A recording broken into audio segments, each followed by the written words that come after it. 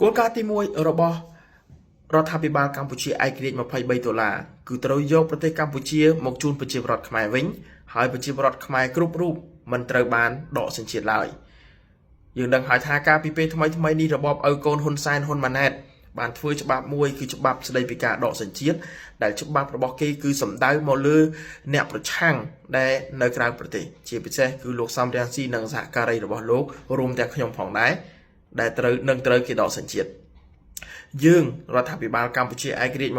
$23យើងត្រូវលុបចោលច្បាប់ដកសញ្ជាតិដ៏ឃោរឃៅនេះដែលគ្រោងដកសញ្ជាតិជនជាតិខ្មែរពលរដ្ឋខ្មែរដែលមានសញ្ជាតិខ្មែរពីកំណើតដែលគ្រាន់តែ